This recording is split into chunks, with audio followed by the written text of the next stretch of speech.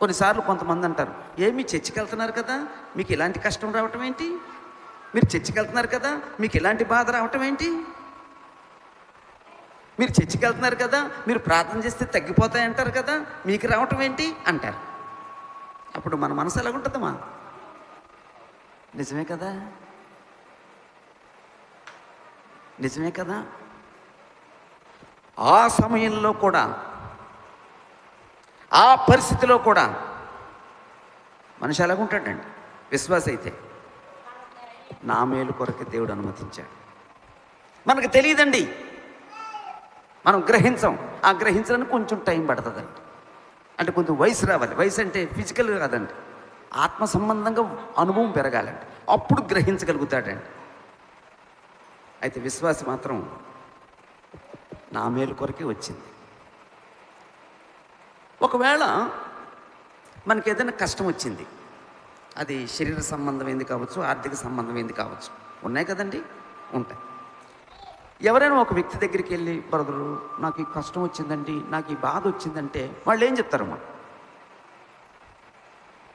ఏదో చెప్తారు. విశ్వాస అయితే ఒకలా మాట్లాడతాడు, అల్ప విశ్వాస అయితే ఒకలా మాట్లాడతారు, అవిశ్వాసం అయితే ఒక మాట్లాడతారు. అసలు మనం అందరం పౌలు దగ్గరికి వెళ్తే పౌలు ఏం మాట్లాడతాడమ్మా? పౌలు దగ్గరికి వెళ్ళి, అయ్యా నాకు ఈ కష్టం ఉందయ్యా, నాకు ఈ రోగం ఉందయ్యా, నాకు ఈ బాధ ఉందయ్యా, నాకు ఈ ఇబ్బంది ఉందయ్యా అని చెప్తే పౌలు ఏమంటాడండి? మీరు చెప్పర్లేండి. పౌలు ఏమంటాడు తెలుసమ్మా? ఆయన అంటాడండి, మన ఎదుట ప్రత్యక్షము కాబోవు మహిమ ఎదుట ఇప్పటి కాలపు శ్రమలు ఎన్నదగినవి కావు. ఒకళ్ళు పౌలు దగ్గరికి వెళ్తే పౌలు ఏమంటాడంటే, పట్టించుకోక్కర్లేదు, నీ శ్రమ ఎంత శ్రమ అయినా సరే నువ్వు పట్టించుకోక్కర్లేదు, మహిమ గొప్పదే, దాని ముందు ఇదెంత.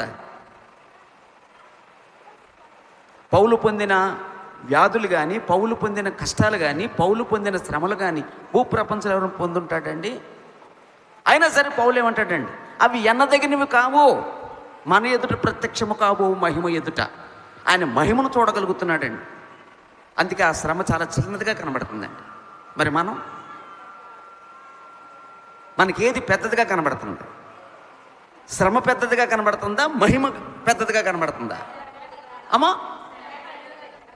అంటే మన మనోనేత్రాలు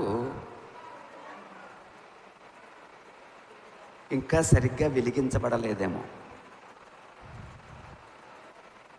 అందుకే మహిమను చూడలేకపోతున్నాం, శ్రమను చూస్తున్నాం. మహిమను చూసిన పౌలుకేమో శ్రమ చాలా చిన్నదిగా కనబడింది, మనకేమో పెద్దదిగా కనబడుతుంది. తేడా ఏంటమ్మా? అంతేనండి, మన విశ్వాసంలోనే తేడా.